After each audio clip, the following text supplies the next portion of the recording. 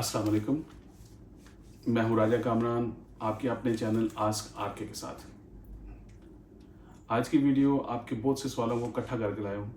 हालांकि ये ज़्यादातर वो सवाल हैं जिनको बहुत दफ़ा मैं एड्रेस कर चुका हूं, बहुत दफ़ा इनके बारे में बात कर चुका हूं, लेकिन फिर भी आज दोबारा बात करते हैं। और इससे पहले ये है कि इससे पहले जो वीडियो मैंने बनाई है, जो लोग कहते हैं भागो भागो स्पेन से भागो, स्पेन नहीं जाना, वो मेरा ख्याल नहीं है, वो बातें हैं जो लोग करते हैं। बल्कि उस वीडियो में मैंने आपको बताया कि दो भाइयों ने मेरे सामने बैठ के बातें की हैं, जिनमें से एक स्पेन जाना चाहता है। उस वीडियो में ये मैंने सारी बात एक्सप्लेन की है। मैं उन लोगों में से हूँ जो चाहते हैं कि हर बंदा सेटल हो जाए, हर बच्चा अपनी अपनी जगह पे सेटल हो जाए। बहुत मुश्किल से यहाँ पे पहुँचते हैं, और इस मेरे पूरे चैनल पे इसी सब्जेक्ट में मैं बात करता हूँ कि किस तरीके से आपकी हेल्प की जा सकती है, एडवाइस की हद तक। ये बात याद रखिएगा, क्योंकि ना तो मैं किसी को वीज़ा दिलवा सकता हूँ, ना पाकिस्तान से, ना स्पेन में। मैं सिर्फ आपको लीगल एडवाइस बता सकता हूँ। अगर किसी वकील से बात करनी है आपने, तो वकील तो पैसे चार्ज करेगा। मैं इस चैनल के थ्रू जो आपसे बातें करता हूँ, ये सुनना फ्री है, और ये सब आपके लिए है। और मैं दुआ भी हमेशा करता हूँ कि ये किसी के काम आए।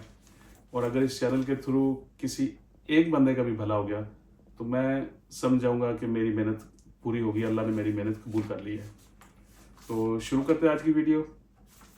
आपके सवालों पे, जैसे मैंने कहा, ये आपके सवालों पे है।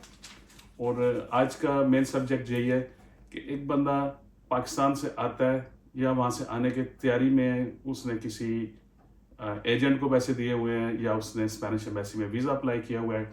वहाँ से लेके टीआरसी तक उसको कौन से काम है जो करने चाहिए, ताकि जब वो यहाँ पे आए, यहाँ पे रहे, तो उसकी ज़िंदगी थोड़ी आसान हो जाए। क्योंकि जैसे कि मैं पहले भी अपनी बहुत सी वीडियोज़ में कह चुका हूँ कि जो 2 साल हैं बहुत मुश्किल है। इसलिए मुश्किल है, आप एक नई जगह पे आ गए हैं, आपको इसकी ज़बान नहीं आती। आप अपने सारे प्यारों, रिश्तेदारों को, दोस्तों को हज़ारों मील दूर छोड़ के आ गए हैं। आपकी मदद करने के लिए वो यहाँ पे मौजूद नहीं है। आपके पास नई जगह पे सेटल होना बहुत मुश्किल हो जाता है। क्या क्या करना चाहिए ताकि ये सफ़र 2 साल का आसानी से हो। और ये भी याद रखिए, दिल छोटा नहीं करना, घबराना नहीं है, भागना नहीं है। इंशाल्लाह 2 साल के एंड पे हर किसी की टीआरसी बनती है, हर किसी को रेजिडेंसी मिलती है, तो आपकी क्यों नहीं बनेगी। अगर 1-2 महीने, 2 साल से ऊपर नीचे हो भी जाए तो कोई फ़र्क नहीं पड़ता। लेकिन अपना जो गोल आपने फिक्स किया हुआ है कि आपने वो रेजिडेंसी लेनी है, तो उस पर कायम रहना है, तो बिल्कुल मिलेगी। अल्लाह आपकी मदद करेगा, रिसोर्सेज देगा। तो शुरू करते हैं आज की वीडियो।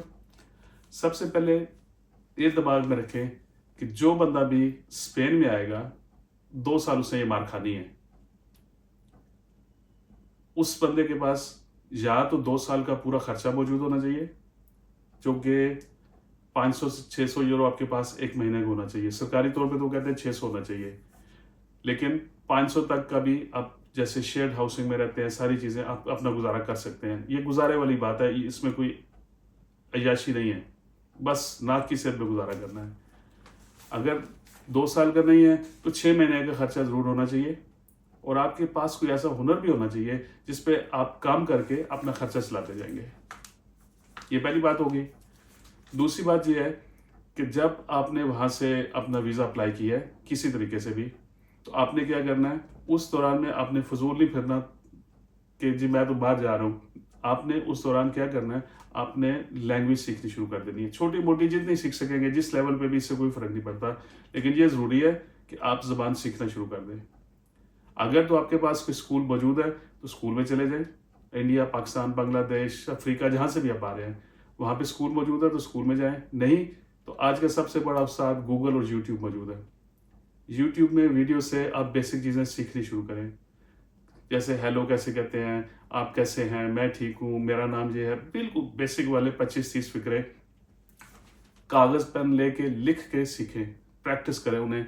ठीक तरीके से आप बोलना शुरू कर दें। और इसके लिए ज़रूरी नहीं है कि आपके पास कोई यूनिवर्सिटी की डिग्री हो। फ़र्ज़ करें कि आपने सिर्फ प्राइमरी स्कूल तक पढ़ा हुआ है, कोई बात नहीं, भूल जाएं उस बात को कि आप किस क्लास की, आपकी एजुकेशन क्या है। आप नई ज़िंदगी में नया दिन है, नए तरीके से लैंग्वेज सीखनी शुरू कर दें।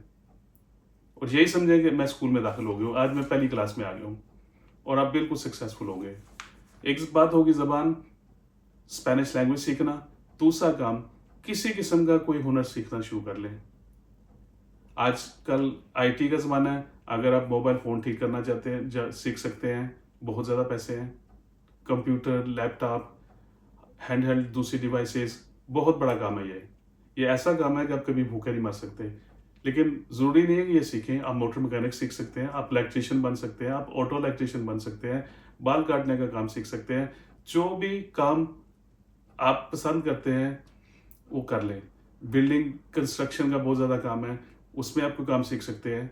ईंटें उठाने वाला, सीमेंट गारा उठाने वाला काम नहीं, ये तो कोई भी कर सकता है। आपने हुनर सीख के आना है, क्योंकि हुनर के पैसे हैं आपके पास। जितना अच्छा हुनर होगा उतने अच्छे आपको पैसे मिलेंगे। ठीक होगी ये बात। अब आप स्पेन में आ गए हैं, तो कहीं पे भी हम जाएं तो सबसे पहला काम हम क्या करते हैं? हम ये करते हैं, अपनी रिहाइश का बंदोबस्त करते हैं। आपने आके अपनी रिहाइश का बंदोबस्त करना है और कोशिश करनी है कि जल्दी से जल्दी आपकी बात रोड हो जाए, यानी जो लोकल यूनियन काउंसिल है, जो टाउन हॉल है, उसमें आपकी रजिस्ट्रेशन हो जाए। और ये ज़रूरी नहीं कि उसी घर में हो जिस घर में आप रहते हैं। आप कहीं और रह सकते हैं, रजिस्ट्रेशन कहीं और हो सकती है। लेकिन एक बात ज़रूरी है, वो ज़रूरी ये है कि जिस शहर में रह रहे हो उसी शहर में आपकी बादरोन, ये रजिस्ट्रेशन आपकी होनी चाहिए। ऐसा नहीं करना कि रह रहे आप मैड्रिड में हैं और बार्सिलोना में आपकी बादरोन है, या बार्सिलोना में रह रहे हैं और आपकी जो बादरोन है वो टोलेडो में हो गई है, या पाइस बास्क में हो गई है, कहीं आप और रह रहे हैं। ऐसे नहीं करना। जिस शहर में रह रहे हैं उसी शहर में अपनी रजिस्ट्रेशन करानी है। उसकी क्या वजह है? उसकी वजह यह है कि जहाँ पे आपकी रजिस्ट्रेशन होगी वहाँ पे आपने आपको डॉक्टर के पास रजिस्टर कराना है, वहाँ पे आपने लाइब्रेरी का कोई कार्ड बनाना है, वहाँ पे ही लोकल जो टाउन हॉल अयंतो है उसने आपको किसी कोर्स में भेजना है। वो ऑटोमेटिक नहीं भेजेंगे, आप खुद जाकर उनसे कहेंगे कि जी मैं लैंग्वेज सीखना चाहता हूँ, मुझे उसमें भेजें। आपने 2 साल में जो मेन जोर लगा के काम करना है ना, वो ज़बान सीखने का करना है। और कैसे सीखना है? जो गवर्नमेंट फ्री कोर्सेज कराती है उनमें जाना है। अगर आप पैसों वाला कहीं अच्छे वाला करना चाहें तो ये आपकी मर्जी है, लेकिन मेजॉरिटी लोग शायद ये अफोर्ड नहीं कर सकेंगे। इसलिए जो सरकारी तौर पे फ्री कोर्सेज कराए जाते हैं उनमें जाएं, ज़्यादा से ज़्यादा क्लासों में जाएं, ताकि आपकी लैंग्वेज ठीक हो। जब आपकी लैंग्वेज ठीक हो जाएगी तो आप कोई टेक्निकल कोर्स कर सकते हैं, कोई काम सीख सकते हैं। ठीक होगी बात। लैंग्वेज भी होगी, आपकी पाद्रोमेंतो भी होगी। अब पाद्रोमेंतो में एक और मसला है, वो ये है कि हो सकता है जहाँ पे आपकी रिहाइश हो या आपको कहीं से ना मिल सकती हो, लोग आपसे पैसे मांग रहे हो और अपने पैसे आप अफोर्ड ना कर सकते हो। फिर आप क्या करेंगे? फिर आप रेड क्रॉस वाली करा लेंगे। रेड क्रॉस वाली जो आपकी पाद्रोन है वो आप किसी होटल या किसी दुकान के एड्रेस पे नहीं करा सकते, ये भी याद रखिएगा। क्योंकि वो ऐसा एड्रेस आप उनको देंगे जहाँ पे वो आपको मिल सकते हैं। कोई घर है, ऐसा घर जिसमें जब कोई आपसे मिलने आए तो बंदे को आप घर के अंदर लेके जा सकते हो। जब वो पहले आपको एक खत लिखते हैं अपॉइंटमेंट का, वो खत भी आपको मिल सकता हो, आपकी हो जाएगी। उस पे एड्रेस जो होगा वो रेड क्रॉस का होगा, उस घर का उससे कोई तल्लक नहीं होगा। लेकिन जब वो बंदा आए तो ना तो आप किसी दुकान पे आपकी हेल्प करेगा, ना ही किसी होटल में करेगा, बल्कि वापस चला जाएगा। लेकिन अगर आप किसी ऐसे घर में हैं जैसे मैंने कहा है कि वो अंदर आके आपको मिल सकता है, तो आपकी हो जाएगी। सो पहला मसला रिहाइश और पाद्रोन है, जो कि बहुत ज़रूरी है, क्योंकि जिस दिन आपकी पाद्रोन होगी वहाँ से आपका 2 साल का सफ़र शुरू होगा। अगर बगैर पाद्रोन के आप 50 साल भी बैठे रहे तो वो अकाउंट नहीं होगा। तो उसके बाद जैसे मैंने कहा पहले कि आप डॉक्टर को ज्वाइन करेंगे, आप लाइब्रेरी का कार्ड बनाएंगे, आप लैंग्वेज सीखना शुरू करेंगे। जब आप सरकारी जगह में जाएंगे तो वहाँ पे आपको एक और फ़ायदा ये भी होगा कि आप स्पेनिश लोगों से मिलना जुलना आपका होगा। जब स्पेनिश लोगों से आप मिले जुलेंगे तो आपको मजबूरी होगी कि आप उनके साथ स्पेनिश बोलें। छोटी छोटी टूटी फूटी बोलेंगे, ज़रूरी है, ये आपकी प्रैक्टिस होगी। छोटी मोटी और टूटी फूटी बोलेंगे तो उससे ही आप बेहतर होंगे। पहले दिन परफेक्ट नहीं होगी, लेकिन विद टाइम एंड प्रैक्टिस ठीक हो जाएगी। और 2 साल बहुत लंबा टाइम है सारी चीज़ें सीखने के लिए। उसके बाद मैं आपके सारे सवाल लिखे हुए थे, इसे देखता जा रहा हूँ। उसके अब आपके पास आपकी पाद्रोन भी होगी, आपने ज़बान भी सीखनी शुरू कर दी, छोटा मोटा जो काम भी मिलता है वो भी करना है। याद रखें, आपको कानूनी तौर पे काम करने की इजाज़त नहीं है, लेकिन आपने काम तो करना है। इतना सारा टाइम कैसे आप गुजारेंगे? हर वक्त आप स्कूल लैंग्वेज सीख रहे या काम सीखने में तो नहीं होंगे। तो वीकेंड पे काम मिल जाता है, कहीं 2-4 घंटे ड्यूरिंग वीक मिल जाता है। जितना काम मिलता है बिल्कुल करते रहे, लेकिन ये कोशिश करनी है किसी किस्म का कोई मसला ना हो, किसी तरीके से पुलिस इन्वॉल्व ना हो। अगर आपको रास्ते चलते हुए पुलिस रोक लेती है तो वो कोई मसला नहीं है, लेकिन काम पे अगर पुलिस आपको पकड़ ले तो वहाँ पे आपके लिए मसला हो सकता है, आपके लिए भी मसला हो सकता है और जो आपका एम्प्लॉयर है, जो मालिक है उस काम का, उसके लिए भी हो सकता है। आपको तो कुछ नहीं कहेंगे, एक छोटा सा जुर्माना करते हैं और छोड़ देंगे, लेकिन उस बंदे को बड़ा जुर्माना कर सकते हैं। अब 2 साल आपके पूरे हो गए, 2 साल पूरे हो गए। अब आप, बल्कि 2 साल पूरे होने से 4-6 महीने पहले ही आपने अपने पेपर इकट्ठे करने शुरू कर देने हैं। जो जो पेपर आपके वीज़े के लिए चाहिए वो कर लेने हैं। 2 साल के एंड पे आप क्या कर सकते हैं, चाहे तो किसी कोर्स में एडमिशन लेके आप अपनी रेजिडेंसी अप्लाई कर सकते हैं, या कोई वर्क कॉन्ट्रैक्ट लेके कर सकते हैं। उससे एक और मुझे आपका सवाल याद आ गया। वो सवाल में से ये बहुत पूछा जाता है कि जी पादरोन करा लिया तो पाकिस्तान चला जाऊँ। पादरोन ना आपकी इमिग्रेशन है ना आपका वीज़ा, ये मैं बहुत दफ़ा बता चुका हूँ। और पाकिस्तान जाएंगे तो कैसे वापस आएंगे? वहाँ पे तो आजकल आप देख रहे हैं जो लीगल बंदे आ रहे हैं उनसे भी पैसे लेके आने देते हैं, उसके बगैर नहीं आने देते। आप कैसे वापस आएंगे?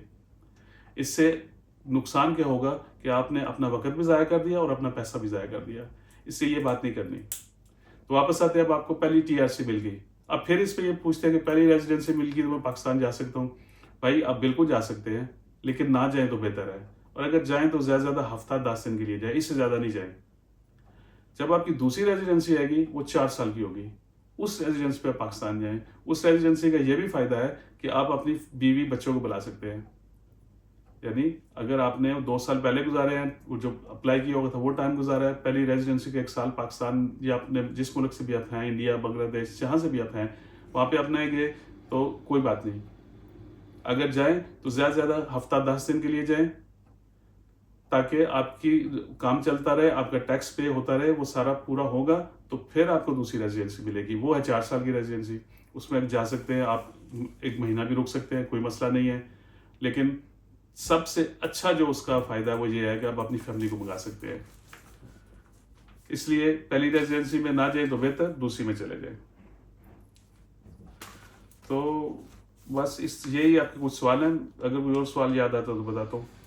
और ये कहूँगा कि जो बच्चे आ रहे हैं, जो बार बार कहते हैं कि मैं पादरोमन तो मैंने करा ली है, अब मैं पाकिस्तान चला जाऊँ, बेटा मैं समझ लूँगा आप घबरा जाते हैं घर वालों से। हम सब लोग भी तो ऐसे ही आए थे ना, सारी फैमिलियों को छोड़ के आए थे। सब ने यहाँ पे ये मुशक्क़तें काटी है, तकलीफ़ों से गुजरे हैं। हर किसी की तकलीफ़ें दूसरों से मुख्तलिफ थी, लेकिन हर कोई इन सब चीज़ों से गुजरा है। और मैं भी समझता हूँ इन्हीं चीज़ों से गुजर के मैं आपको ये सारी बातें बताता हूँ, अपना एक्सपीरियंस समझें कि आपसे शेयर करता हूँ। तो इस वीडियो में हमने आज बात की है पाकिस्तान से लेके आपकी टीआरसी मिलने तक। कोई सवाल हो तो बिल्कुल ज़रूर पूछें, मैं बिल्कुल हर सवाल का जवाब हमेशा की तरह दूंगा। और उम्मीद करता हूँ कि ये वीडियो आपके काम आएगी। अगर आपको ये वीडियो पसंद आए तो इसको लाइक करें, अपने दोस्तों के साथ शेयर करें ताकि किसी और के भी काम आए। चैनल को सब्सक्राइब कर लें ताकि ये वीडियो ज़्यादा से ज़्यादा लोगों तक पहुँच सके और किसी का भला हो सके। मिलते हैं अगली वीडियो में, तब तक के लिए अपना ख्याल रखिएगा। अल्लाह हाफिज़।